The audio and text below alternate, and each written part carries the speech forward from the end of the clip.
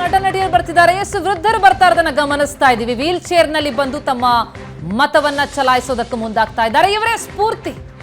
ಇವರನ್ನ ನೋಡಿ ಯುವ ಮತದಾರರು ಬರಬೇಕಾಗಿದೆ.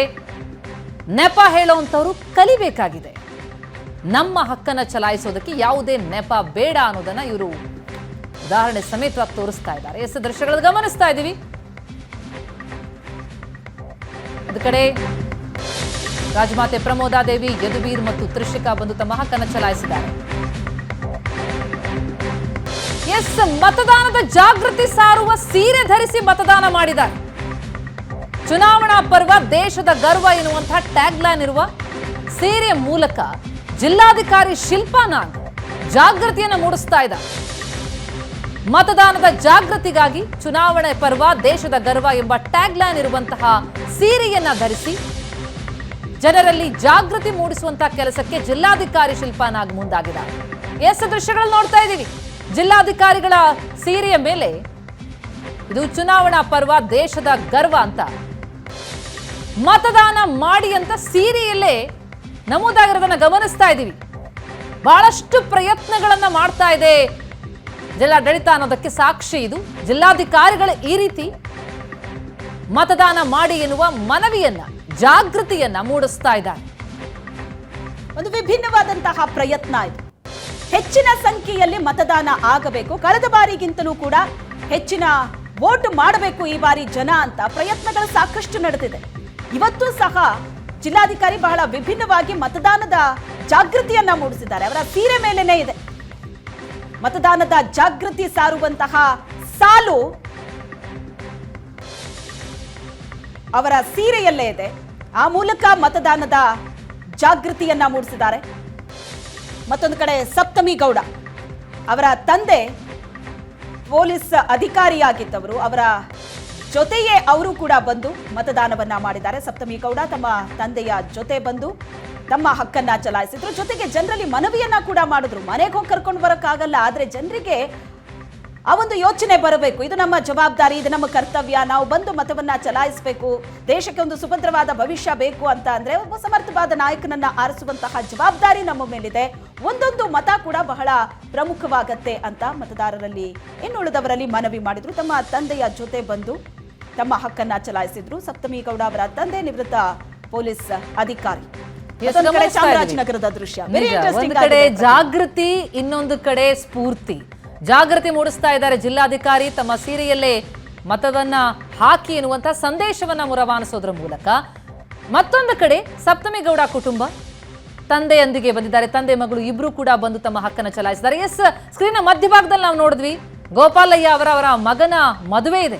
ಆ ಮದುವೆ ಸಂಭ್ರಮದಲ್ಲೇ ಬಂದು ಕರ್ತವ್ಯ ಮರಿಲಿಲ್ಲ, ತಮ್ಮ ಹಕ್ಕನ್ನು ಚಲಾಯಿಸೋದನ್ನ ಮರಿಲಿಲ್ಲ. ಗೋಪಾಲಯ್ಯ ಅವರು ದಂಪತಿ ಸಮೇತರಾಗಿ ಬಂದು ತಮ್ಮ ಹಕ್ಕನ್ನು ಚಲಾಯಿಸಿದ್ದಾರೆ. ಸಪ್ತಮಿ ಗೌಡ ಮತ್ತವರ ತಂದೆ ನಿವೃತ್ತ ಹಿರಿಯ ಪೊಲೀಸ್ ಅಧಿಕಾರಿಯಾಗಿದ್ದಂತಹ ಉಮೇಶ್ ಅವರು ಇಬ್ರು ಕೂಡ ಬಂದು ತಮ್ಮ ಹಕ್ಕನ್ನು ಚಲಾಯಿಸಿದ್ದಾರೆ. ಒಂದು ಕಡೆ ಜಾಗೃತಿ, ಮತ್ತೊಂದೆಡೆ ಸ್ಫೂರ್ತಿ. ಇದನ್ನ ನೋಡಿ ನಿಜಕ್ಕೂ ಯುವ ಮತದಾರರು ಹೆಚ್ಚಿನ ಸಂಖ್ಯೆಯಲ್ಲಿ ಬಂದು ತಮ್ಮ ಹಕ್ಕನ್ನು ಚಲಾಯಿಸಬೇಕಾಗಿದೆ. ಸುಮಾರು 5,99,444 ಯುವ ಮತದಾರರು ಅರ್ಹ ಮತದಾರರಿದ್ದಾರೆ. ಮೊದಲನೇ ಹಂತದಲ್ಲಿ ಅವರೆಲ್ಲರೂ ಬಂದು ತಮ್ಮ ಹಕ್ಕನ್ನು ಚಲಾಯಿಸಬೇಕಾಗಿದೆ, ನಮ್ಮ ಕರ್ತವ್ಯವನ್ನ ಮೆರೆಯಬೇಕಾಗಿದೆ. ಅಂತವರಿಗೆ ಎಲ್ರಿಗೂ ಕೂಡ ಸ್ಫೂರ್ತಿಯಾಗಿದ್ದಾರೆ ಈ ಸೆಲೆಬ್ರಿಟಿಗಳು, ಅಧಿಕಾರಿಗಳು. ಸಿದ್ಧಗಂಗಾ ಶ್ರೀಗಳು ಬೆಳಗ್ಗೆನೆ ಬಂದು ಮೊದಲ ಮತವನ್ನ ಚಲಾಯಿಸಿ ತಮ್ಮ ಹಕ್ಕನ್ನು ಚಲಾಯಿಸಿ ಸಂದೇಶ ರವಾನಿಸಿದ್ದಾರೆ. ಮತದಾನದ ಜಾಗೃತಿ ಸಾರುವಂತಹ ಒಂದು ಸೀರೆ ಧರಿಸಿ ಜಿಲ್ಲಾಧಿಕಾರಿಗಳು ಜಾಗೃತಿ ಮೂಡಿಸಿದ್ದಾರೆ. ಸೆಲೆಬ್ರಿಟಿಗಳು ಬಂದು ಬೆಳ್ಳಂಬೆಳಿಗ್ಗೆ ತಮ್ಮ ಹಕ್ಕನ್ನು ಚಲಾಯಿಸುವ ಮೂಲಕ ಮಾದರಿಯಾಗಿದ್ದಾರೆ. ಈಗ ಅವರ ಹೆಜ್ಜೆಯಲ್ಲೇ ಮುಂದೆ ಸಾಗಬೇಕಾಗಿದೆ. ಉಳಿದವರು ಕೂಡ ಬಂದು ತಮ್ಮ ಹಕ್ಕನ್ನ ಚಲಾಯಿಸಬೇಕಾಗಿದೆ. ಪ್ರಜ್ಞಾವಂತ ಮತದಾರರು ಹೆಚ್ಚೆಚ್ಚು ಬಂದು ಮತವನ್ನ ಚಲಾಯಿಸಬೇಕಾಗಿದೆ.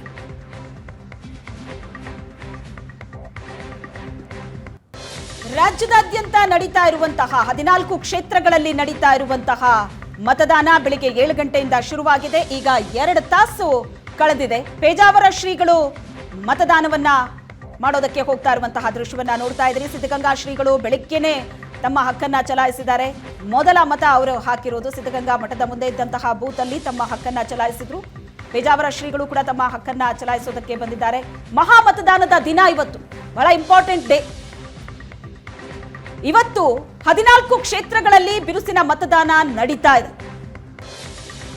ಒಂದು ಒಳ್ಳೆ ಆರಂಭ ಕೂಡ ಸಿಕ್ಕಿದೆ. ಬೆಳಿಗ್ಗೆನೆ ಬಹಳಷ್ಟು ಜನ ಬಂದು ತಮ್ಮ ಹಕ್ಕನ್ನ ಚಲಾಯಿಸಿದ್ರು, ಬಹಳ ಉತ್ಸಾಹದಲ್ಲಿ ಬಂದು ತಮ್ಮ ಹಕ್ಕನ್ನ ಚಲಾಯಿಸಿದ್ರು. ಮತ್ತೊಂದು ಕಡೆ ಮತದಾನದ ಕುರಿತಂತೆ ಜಾಗೃತಿ ಕೂಡ ಮೂಡಿಸಲಾಗ್ತಾ ಇದೆ. ಸಂಜೆ 6 ಗಂಟೆ ತನಕ ಅವಕಾಶ ಇದೆ. ಹಾಗಾಗಿ ಈಗಲಾದ್ರೂ ಜನ ಮನೆಯಿಂದ ಹೊರಗಡೆ ಬಂದು ತಮ್ಮ ಹಕ್ಕನ್ನ ಚಲಾಯಿಸಲಿ ಅನ್ನೋ ನಿಟ್ಟಿನಲ್ಲಿ ಪೇಜಾವರ ಶ್ರೀಗಳು ಮತದಾನ ಮಾಡಿ ಬಂದು ನಿಂತಿದ್ದಾರೆ. ದೃಶ್ಯದಲ್ಲಿ ನೋಡ್ತಾ ಇದೆ.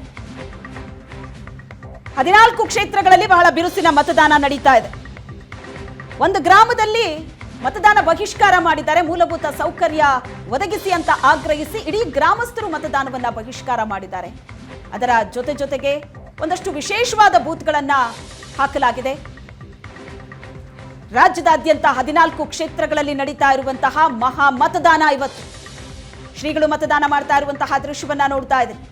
ರಾಜಕಾರಣಿಗಳು, ಸೆಲೆಬ್ರಿಟಿಗಳು ಬಂದು ಮತದಾನ ಮಾಡ್ತಾ ಇದ್ದಾರೆ. ಜನರಲ್ಲಿ ಮನವಿ ಮಾಡ್ತಾ ಇದ್ದಾರೆ, ಮೆಸೇಜ್ ಅನ್ನ ಕೊಡ್ತಾ ಇದ್ದಾರೆ.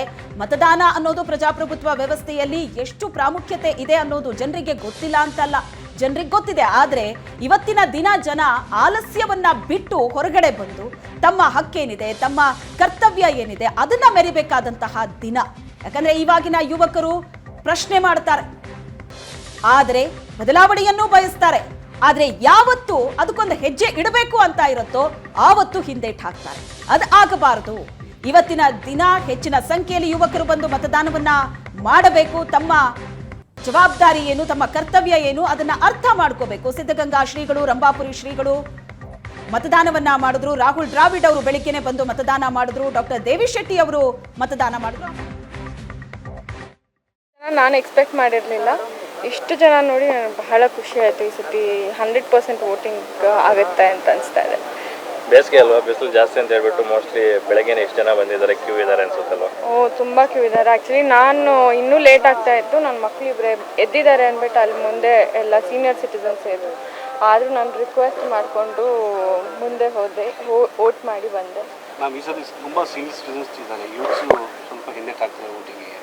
ಇಲ್ಲ, ಬರ್ತಾರೆ, ಇನ್ನೂ ಬೆಳಗ್ಗೆ ಅಲ್ವಾ. So everybody will come. ಅಂದರೆ ಇವಾಗಲೇ ನಾನೇ ಆ್ಯಕ್ಚುಲಿ ಲೇಟಾಗಿ ಬರಬೇಕಿತ್ತು ಅಂತ ಅನಿಸ್ತು. ಎಲ್ಲ ಮಕ್ಕಳದೆಲ್ಲ ಮುಗಿಸ್ಬಿಟ್ಟು ಬರಬೇಕಂತ ಅನಿಸ್ತು. ಡೆಫಿನೆಟ್ಲಿ ಇದೆ. ಆಸ್ ಅ ಸೆಲೆಬ್ರಿಟಿಯಾಗಿ ವೋಟು ಎಷ್ಟು ಇಂಪಾರ್ಟೆಂಟ್ ಅಂತ ಹೇಳ್ತೀರಾ ವೋಟ್ ಆಗದೆ ಇರೋರಿಗೆ? Definitely it's very important. ನಾನು ಅದೇ ಅಂತ ಇದ್ದೆ, ನಿಮ್ಗೆ ಇಷ್ಟ ಇರಲಿ ಇಷ್ಟ ಇಲ್ಲದೆ ಇರಲಿ ನಮ್ಮ ಹಕ್ಕನ್ನ ನಾವು ಚಲಾಯಿಸಲೇಬೇಕು. ನಿಮ್ಗೆ ಯಾರು ಇಷ್ಟ ಇರಲಿ ಯಾರು ಇಷ್ಟ ಇಲ್ಲದೆ ಅಟ್ಲೀಸ್ಟ್ ಒಂದು ವೋಟ್ ನಿಮ್ದು ಅಂತ ಯಾವತ್ತೂ ವೇಸ್ಟ್ ಆಗಬೇಕು. ನೋಟಾಗಾದ್ರೂ ನಿಮಗೆ ವೋಟ್ ಇದ್ದೇ ಇರಬೇಕು ಅಂತ ಹೇಳೋಕ್ಕೆ ಇಷ್ಟಪಡ್ತೀನಿ. ಸೊ ಈಗ ಕೆಲವೊಮ್ಮೆ ಇವಾಗ ನಾನೇ ನಮ್ಮಮ್ಮ ಹತ್ರ ಅಯ್ಯೋ ಎಲ್ಲಿ ಮನೆ ಕೆಲಸ ನೋಡ್ತೀನಿ, ಆದರೆ ಹಂಗೆಲ್ಲ ವೇಸ್ಟ್ ಮಾಡಬೇಡಮ್ಮ, ಹೋಗಿ ವೋಟ್ ಮಾಡಿ ಅಂತ ಅಂದೆ. So it is like that. ನನಗೆ ಯಾರ್ಯಾರು ಸಿಗ್ತಾರೆ, ಈಗ ನನ್ನ ಫ್ರೆಂಡು ನೆನ್ನೆ ಅದನ್ನೇ ಅಂತ ಇರಲಿ. So she was not happy with ಇವರು. ಸೊ ನಾನು ನೀನು ವೇಸ್ಟ್ ಮಾಡಬೇಡಮ್ಮ, ಹೋಗಿ ನೋಟಾಗಾದರೂ ವೋಟ್ ಮಾಡಿ ಅಂತ. 2014-19 ನೋಡಿದೆ 55 ದಾಟಿಲ್ಲ ಬೆಂಗಳೂರು ವೋಟಿಂಗ್. ಸೊ ಬೆಂಗಳೂರಂಥ ವಿದ್ಯಾವಂತರು ಅಂತ ಕಡೆನೇ ವೋಟಿಂಗ್ ಕಡಿಮೆ ಆಗ್ತಿದೆ. ಸೊ ವೋಟಿಂಗ್ ಜಾಸ್ತಿ ಆಗಬೇಕು ಅನ್ನೋದು ಏನಾಗಬೇಕು? ವೋಟಿಂಗ್ ಐ ಥಿಂಕ್ ಈ ಸತಿ ತುಂಬ ಆಗುತ್ತೆ ಅಂತ ಅಂದ್ಕೊಂಡಿದ್ದೀನಿ ನಾನು. ಯಾಕಂದರೆ ಇಷ್ಟು ನಾನು ಯಾವತ್ತೂ ವೇಟ್ ಮಾಡಿರಲಿಲ್ಲ. ಈ ಸತಿ ತುಂಬ ಚೆನ್ನಾಗಿ ಆಗುತ್ತೆ ಅಂತ ಅಂದ್ಕೊಂಡಿದ್ದೀನಿ. So let's see. Thank you. Thank you.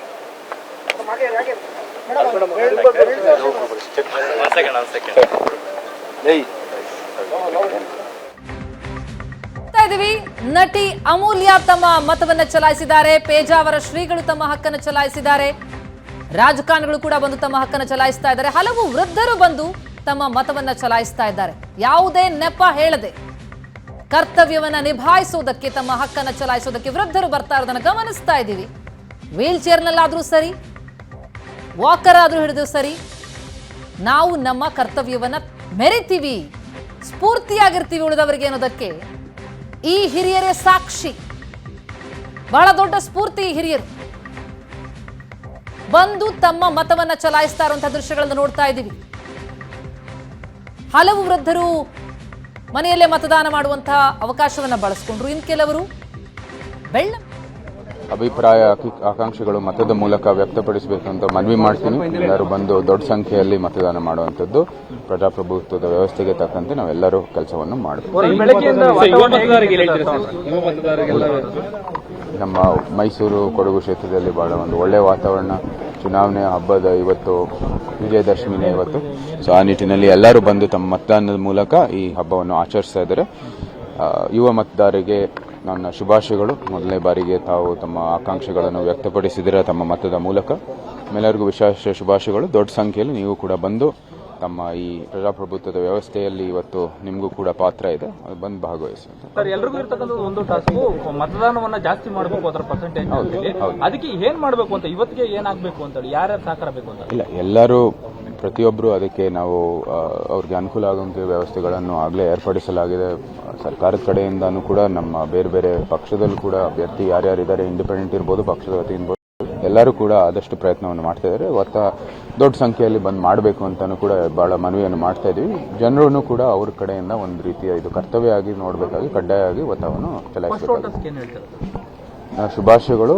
ನಮ್ಮ ಪ್ರಜಾಪ್ರಭುತ್ವದ ವ್ಯವಸ್ಥೆಯಲ್ಲಿ ಇವಾಗ ನಮ್ದು ಬಹಳ ದೊಡ್ಡ ಪಾತ್ರ. ತಮ್ಮ ಮತದ ಶಕ್ತಿ ಮೂಲಕ ಈ ಎಲ್ಲ ಕೆಲಸ ಆಗಿರೋದು ತಮ್ಮ ಮತದ ಶಕ್ತಿ ಮೂಲಕ. ಸೊ ಇವಾಗ ನಿಮಗೂ ಕೂಡ ಅದು ಒಂದು ಹಕ್ಕು ಲಭ್ಯವಿದೆ. ಬಂದು ಅದನ್ನ ಉಪಯೋಗಿಸಿ ಪ್ರಜಾಪ್ರಭುತ್ವದಲ್ಲಿ ಕೆಲಸವನ್ನು ಮಾಡಿ.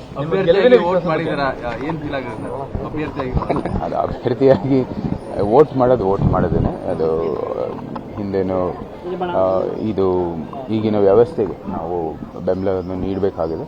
ಇವತ್ತು ಆ ವ್ಯವಸ್ಥೆಯಲ್ಲೂ ಕೂಡ ನಾವು ಪ್ರತಿನಿಧಿಯಾಗಿ ಅದರಲ್ಲೂ ಕೂಡ ಒಂದು ದೊಡ್ಡ ಮಟ್ಟದಲ್ಲಿ ಭಾಗವಹಿಸುವಂಥದ್ದು ನಮಗೆ ಅವಕಾಶ ಸಿಕ್ಕಿದೆ.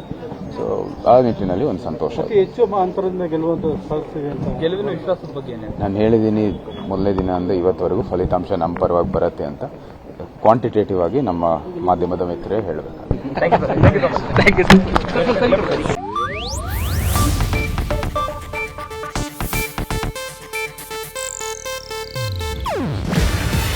ಇದು ಏಷ್ಯಾನೆಟ್ ನ್ಯೂಸ್ ನೆಟ್ವರ್ಕ್ ಪ್ರಸ್ತುತಿ. ನೀವು ನೋಡ್ತಿದ್ದೀರಾ ಏಷ್ಯಾನೆಟ್ ಸುವರ್ಣ ನ್ಯೂಸ್.